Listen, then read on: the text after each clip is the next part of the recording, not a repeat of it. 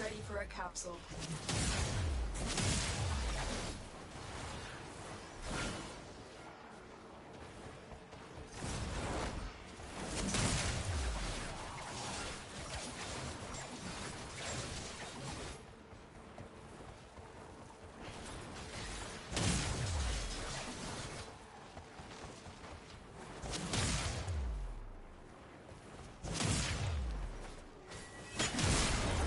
Delivered a life support capsule to the area.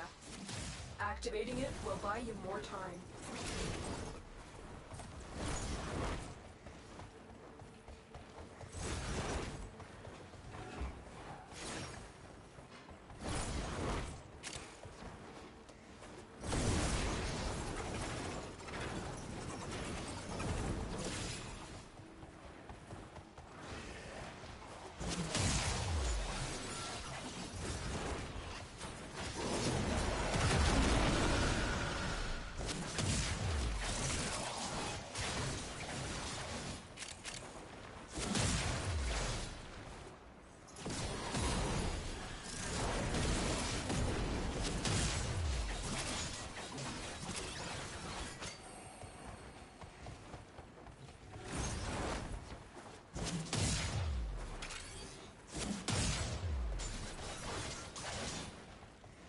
Life support on the way.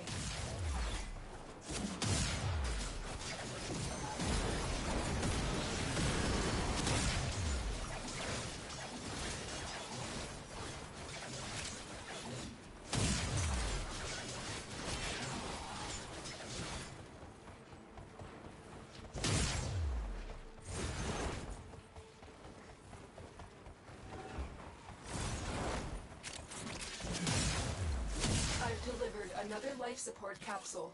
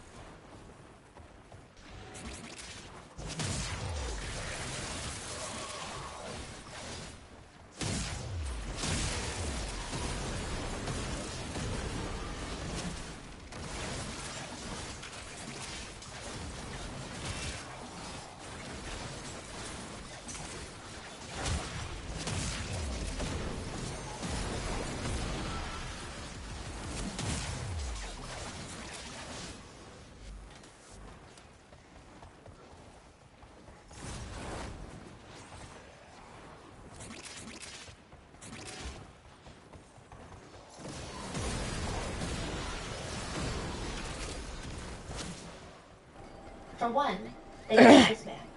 Zeneb does not know this man. Whoever this man was most likely heard about Zeneb being missing and still hasn't come forward to this day to say that he had seen her, that he was with her. And another thing, the street that they were walking on was pretty narrow, and imagine like a very busy alleyway of New York City. There's not really an alleyway where cars aren't coming in and out. You have to look both ways when you're walking, even if you think it's calm. Cars were driving in and out of this alleyway, and Zeneb was on the outer part of the street while the man stuck very close to the building. Because the risk of getting hit by a car in these alleyways is pretty high. I think that just shows his level of disregard for children. Another job. Even if this is not your kid, even if I saw a kid who was lost, and I hold that kid's hand and I say, okay, let me go find your parents, I would put that kid next to the building. So she's like, the kid's always walking in the middle of the street. And he doesn't care. It doesn't seem like someone who genuinely wants to help a child. Yeah. Whoever this man was did not have Zeneb's best interests in mind. And that is terrifying. So although the footage wasn't much, the family uploaded the video to social media in hopes that someone would recognize the man. And they posted it to every social media platform they had access to, along with Zainab's pictures. And the story went absolutely viral in Pakistan in 2018. Everyone in the nation was looking for the girl with green eyes and the bright pink coat. The whole nation rallied behind Zainab and her family, and the question was very eerily similar to 2015. Where are the police? What are they doing? So netizens from all over the country were upset. Like, why are the grieving family members doing all of the work? If the police are not here to protect us, why are they here? The citizens of Kazur rallied on the streets for Zainab, and from my research, most riots and protests in Pakistan are typically held by men. It's organized by men, and the men will do it. As in, there aren't really female civilians in the mix. I could be wrong, but from what I could find, it might have to do with the more traditional gender roles in a place with a more conservative background. So typically husbands will ask their wives, sisters, and daughters, can you please stay home? It's dangerous there. I'm gonna go protest. So like, they're going out as representatives of the family. But for Zainab, there were men basically throwing riots, which in this case, very understandable. And in different parts of town, women were marching for Zainab. So the men, fathers, brothers, uncles, sons, they smashed police cars, they set fire to police stations, they threw stones at police and government offices. Meanwhile, the moms, sisters, aunts, and daughters of the city, they marched side by side holding up posters of Zainab's face and 2 bloody handprints, because blood is on the police's hands. And they demanded answers and actions. The signs read, protest. Daughter Zainab, we are ashamed, but if not now, then never. Others read, Zainab, in light of your martyrdom, we will seek accountability for all similar events in the past. We will not rest till then. Zainab became the nation's daughter. I think this was a moment that, I don't want to say clicked for people because it's been clicking, but maybe it was a moment where people were so fed up. Zainab was their mother, their sister, their aunt, their daughter. Everyone knew a Zainab, and everyone fought for Zainab. And just to clarify, Zainab hadn't been found, nor had she been declared dead. But all 7 previous victims, all the little girls in the same area that had gone missing, they didn't come back alive. With the exception of 1. But the rest, they'd all been beaten, assaulted, dumped at trash sites. It had been days since she disappeared. Nobody expected to find her alive. 5 days later, a civilian found Zainab's body at a garbage disposal site. She had been literally dumped, as if she too was garbage. The civilian found her, and not the police. If the police had connected the other cases of all the girls going missing and found near trash disposal sites, you would think that the easiest thing to do would be monitor all those areas and secretly surveil to see if someone would show up and dump a body there. But they weren't doing that. They weren't doing anything.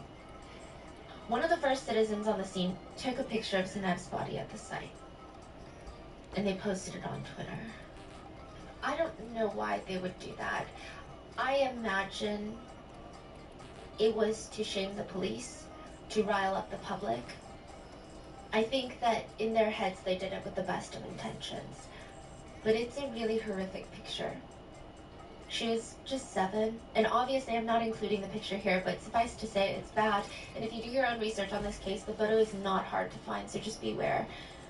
It's really depressing. I mean, her body is crumpled up on trash bags, and she was partially decomposed. She was found 100 meters from her home. That's a 1-minute walk. What? I think that just goes to show the police are doing nothing. She was brought in to be autopsied, and it only made things worse there. So little 7-year-old Zainab, she wore a pink coat. She had her Barbie backpack that was found. This was a little girl that loved pink more than anything. Okay, well, not more than anything. She loved her family. She loved Allah the most, but this is a little girl that loved looking up at the sky because whenever she looked up, she would see her dad. And that's how she would find him in the crowd. This is a little girl that loved practicing writing in her little notebooks, and this girl had been tortured. There were torture marks all over her face. Her tongue was crushed between her teeth. She had been beaten and assaulted and sodomized while she was alive and conscious. Whoever did this made sure that she suffered while she was alive. It's speculated that she was kept alive for 24 to 48 hours. And when they were finished with her, they strangled her and dumped her like trash. Side note, most killers will at least try to hide the bodies. Sometimes they bury the bodies, sometimes they dismember the bodies, and I'm sure you already know, but they at least try to cover it up in some way. With leaves, bags, boxes. But this killer left all his victims out in the open. That, to me, suggests cockiness, like a sense of pride. Like, this person was proud of what they were doing. There was no shame. He was A-okay with someone finding the bodies. In fact, he wanted the bodies to be found. In the way that he disposed of the girls' bodies, it's clear he felt like their lives were worth less than a piece of trash. He disposed of them in a way without any sort of shame or remorse. Zanette's family rushed to the scene as soon as they heard, and Nusrat screamed, and she literally had to be held back. Physically held back. And she was screaming at Zanette to wake up, and she said, "Please come back.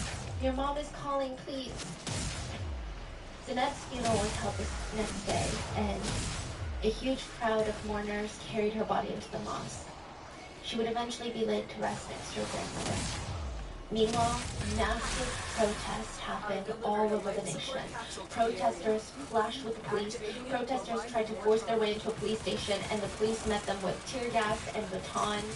And there was this thick smog, this fogging up the air, and all you could hear were screams and the sounds of batons hitting flesh.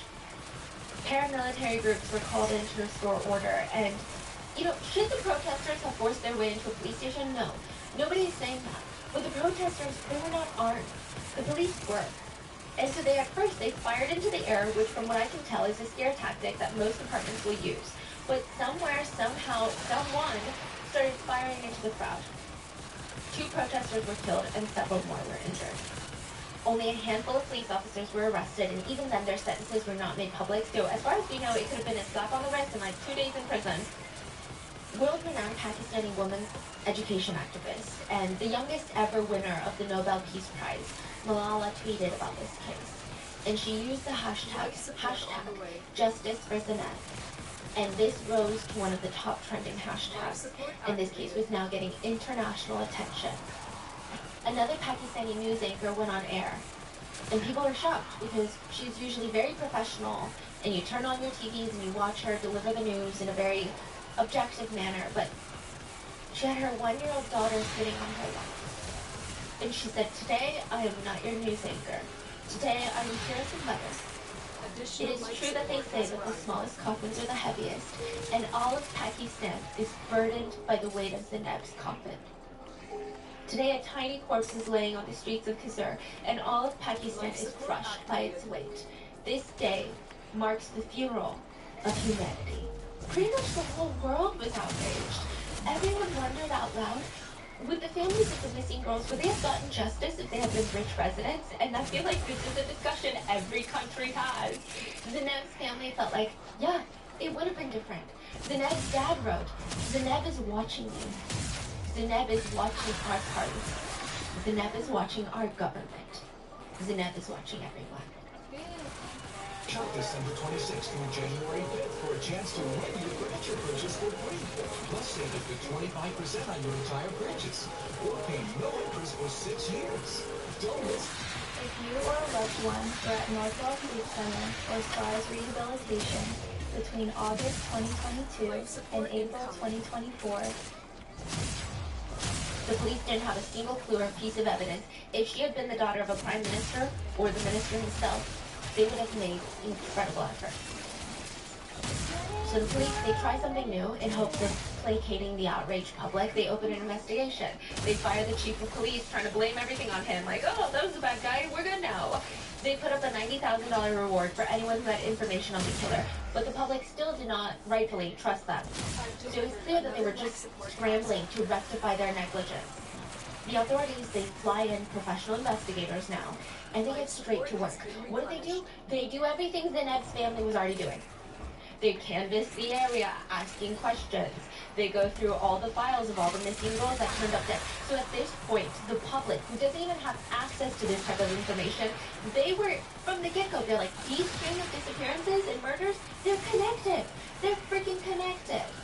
But the police are like, well, we don't know. So now these investigators come in, and they start testing the DNA that was found on all the girls. And what do you know? It was one singular killer. So now they're caught up to speed with what the public already put together. Like, come on now. They start going around and taking DNA samples of every man that they felt fit the criteria of the man on the CCTV footage. They collected 1,150 samples. They ran them all against the DNA found on the girls. They got a hit. Sample 814 was a match.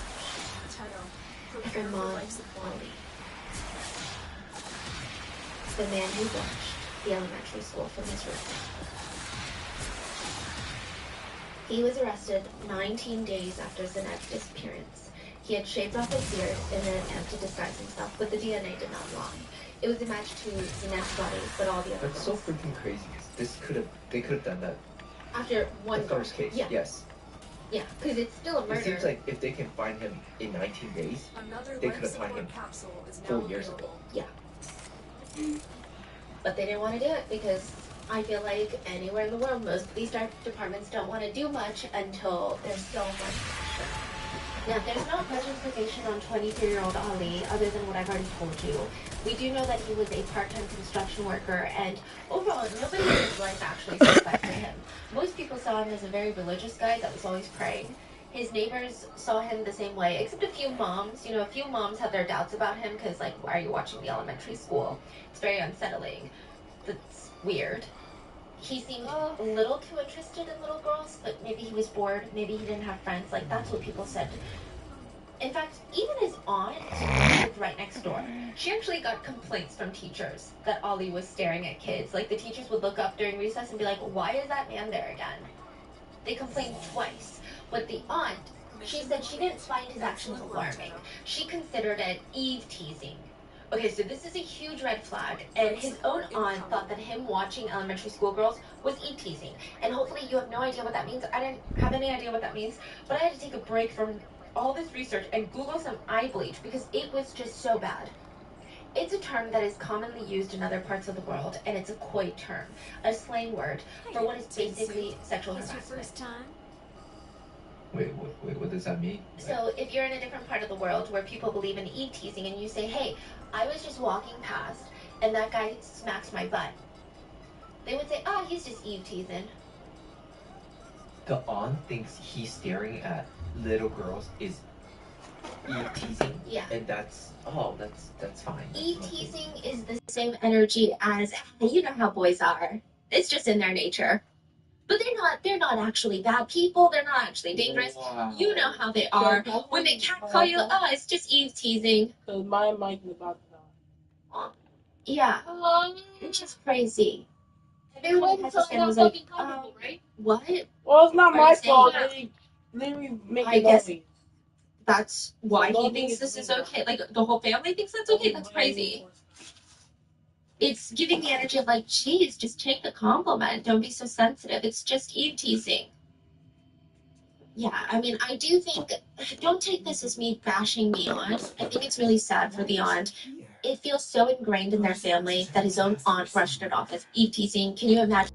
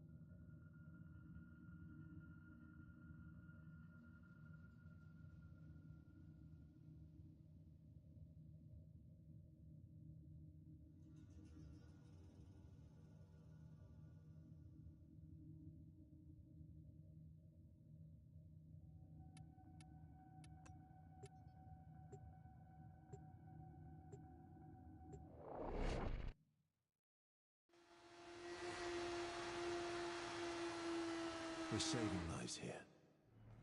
Good to see you.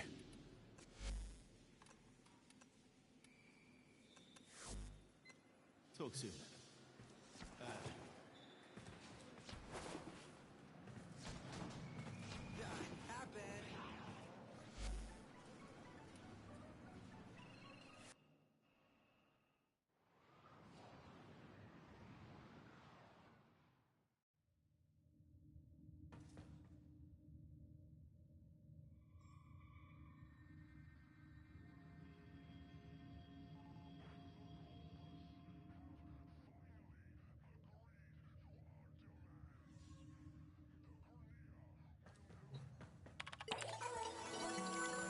Please select destination.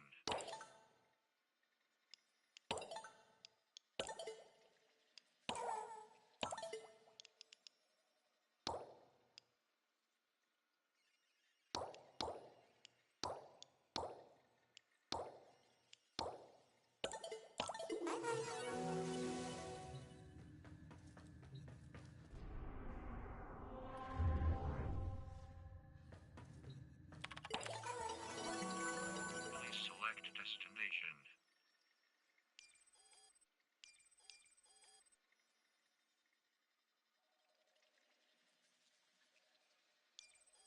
Plotting.